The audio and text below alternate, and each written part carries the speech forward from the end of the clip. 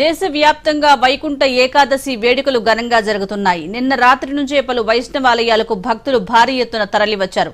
ఆలయాలను తెరచి ప్రత్యేక పూజలు నిర్వహించిన అనంతరం భక్తులకు ఉత్తర ద్వార దర్శనం కల్పిస్తున్నారు.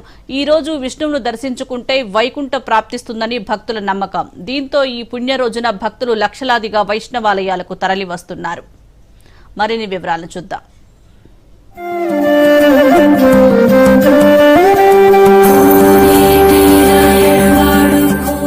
తెలుగు రాష్ట్రాల్లో వైకుంఠ ఏకాదశి వేడుకలు ఘనంగా జరుగుతున్నాయి. తిరుమలలో స్వామివారికి ఏకాంతంగా కైంకర్యాలు, అభిషేకాలు నిర్వహించిన అనంతరం 4:30 గంటల నుంచి భక్తులకు దర్శనం కల్పించారు. స్వామివారిని దర్శించుకునేందుకు భక్తులు పోటెత్తారు. భక్తులకు ఎలాంటి అసౌకర్యం కలగకుండా అధికారులు అన్ని ఏర్పాట్లు చేశారు. కేంద్ర మంత్రి రామ్మోహన్ నాయుడు, తెలంగాణ స్పీకర్ ప్రసాదరావు, హిమాచల్ ప్రదేశ్ గవర్నర్ బండారు దత్తాత్రేయ, పలువురు ఇంకా ఇతర ప్రముఖులు తిరుమల స్వామివారిని దర్శించుకున్నారు.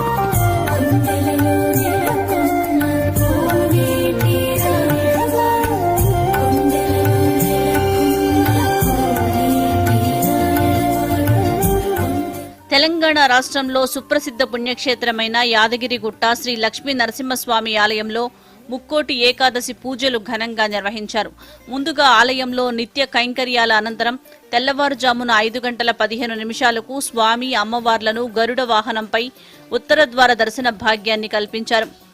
పాతగుట్ట శ్రీ లక్ష్మీ నరసింహస్వామి వారి ఆలయంలో ఉదయం 6:42 స్వామి అమ్మవార్లను గరుడ వాహన సేవల్లో ఉత్తర ద్వార దర్శన భాగ్యాన్ని కల్పించారు ఆలయ అధికారులు.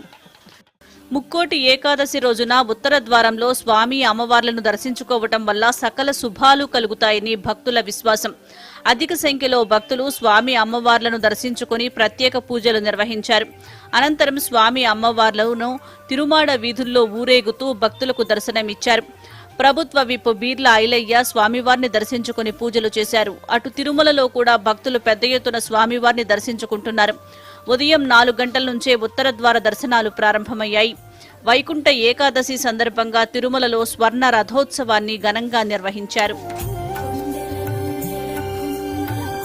ఆదిలాబాద్ జిల్లా వ్యాప్తంగా ఆలయాలు కొత్త శోభను సంతరించుకున్నాయి. జిల్లా కేంద్రంలోని సుప్రసిద్ధ పురాతన శ్రీ బాలాజీ వెంకటేశ్వర స్వామి ఆలయానికి వేకువజాము నుంచే భక్తులు పోటెత్తారు. ఆలయ అర్చకులు శ్రీవారికి నిత్య విధి, విశేష అభిషేక ఆరాధన కార్యక్రమాలు నిర్వహించి పూజా కార్యక్రమాలు ప్రారంభించారు. ఆలయం మంత్రోచ్చారణలతో మారుమోగింది.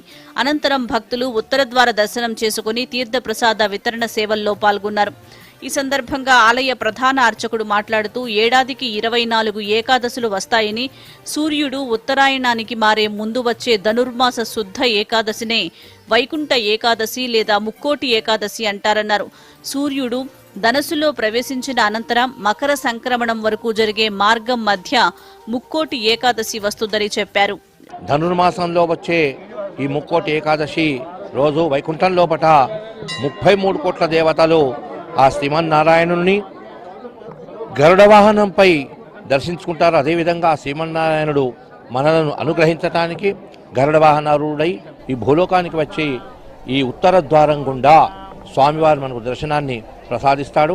ఈ పవిత్రమైన గోదాదేవి ఆచరించిన ఈ ధనుర్మాసంలో ఈ ముక్కోటి ఏకాదశి రోజు ఎవరైతే ఉత్తర ద్వారం గుండా స్వామిని దర్శించుకుంటారో వారికి సుఖము, ఆరోగ్యము, ఐశ్వర్యాన్ని కూడా భగవంతుడు ప్రసాదిస్తాడు. Bureau report, Doordarshan news.